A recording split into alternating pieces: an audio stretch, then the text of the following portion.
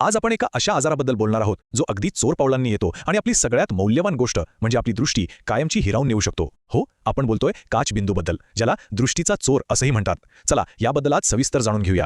ठीक आहे, तर सगळ्यात आधी ना एक मोठा गैरसमज दूर करूया. बऱ्याचदा लोकांचा मोतीबिंदू आणि काचबिंदूमध्ये गोंधळ होतो, पण यात जमीन आसमानाचा फरक आहे. बघा, मोतीबिंदूमध्ये ऑपरेशन केलं की गेलेली नजर परत येते, पण काचबिंदूमध्ये एकदा दृष्टी गेली की ती परत येत नाही. हाच तो सगळ्यात मोठा आणि महत्त्वाचा फरक आहे जो आपण लक्षात ठेवायला हवा. मग आता प्रश्न येतो की हा काचबिंदू म्हणजे नेमका आहे तरी काय, आणि याला सायलेंट थीफ किंवा दृष्टीचा चोर असं का बरं म्हणतात? चला यामागचं विज्ञान अगदी सोप्या भाषेत समजून घेऊ. हे बघा, हे अगदी सोपं आहे. आपल्या डोळ्यांमध्ये सतत एक प्रकारचं द्रव पदार्थ तयार होत असतो.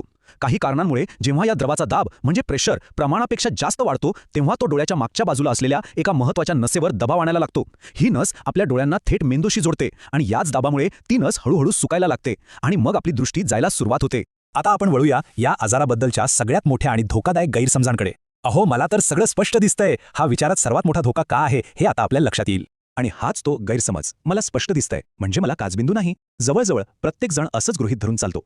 आणि खरं सांगायचं तर इथेच सगळा घोळ होतो. काचबिंदूचा सगळा धोका याच एका वाक्यात दडलेला आहे. याचं कारण असं आहे की काचबिंदूमध्ये आपली समोरची म्हणजे मधली दृष्टी शेवटपर्यंत एकदम स्पष्ट राहते, पण जी आजूबाजूची म्हणजे साईडची दृष्टी असते ती हळूहळू आणि आपल्याला नकळतपणे कमी होत जाते. म्हणजे समजा चालताना बाजूने काहीतरी गेलं तर ते न दिसणं किंवा गाडी चालवताना साईडचं पटकन लक्षात न येणं अशी लक्षणं दिसतात, ज्याकडे आपलं लक्षही जात नाही. आणि आता सगळ्यात धक्कादायक गोष्ट, हा आकडा बघा. जेव्हा एखाद्या व्यक्तीच्या लक्षात येतो की अरे आपल्याला दिसायला खरंच त्रास होतोय, तोपर्यंत त्याच्या डोळ्याच्या नसेचं 90% नुकसान झालेलं असतं. हो, 90%. म्हणूनच याला सायलेंट थीफ म्हणतात.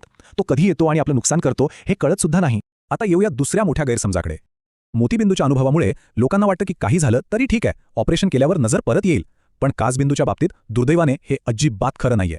आणि हेच कटू सत्य आहे जे आपण स्वीकारायला हवं. काचबिंदूवरचे उपचार, मग ते ऑपरेशन असो किंवा आय ड्रॉप्स, ते फक्त आपली उरलेली दृष्टी वाचू शकतात.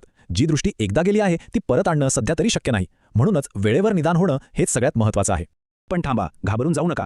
या माहितीचा उद्देश घाबरवणं नाही, तर आपल्याला सावध करणं आहे. चला तर मग आता हे पाहूया की या अंधत्वाच्या धोक्यापासून आपण स्वतःचा बचाव कसा करू शकतो, आपली दृष्टी कशी वाचू शकतो. यासाठीचा सगळ्यात सोपा आणि महत्त्वाचा उपाय आहे टोनोमेट्री. आता हे नाव ऐकून जरा अवघड वाटेल, पण ही एक अतिशय साधी आणि अजिबात न दुखणारी तपासणी आहे. यामध्ये डॉक्टर फक्त एक छोट्या मशीनने आपल्या डोळ्यातल्या पाण्याचा दाब तपासतात. याला फक्त काही मिनिटच लागतात.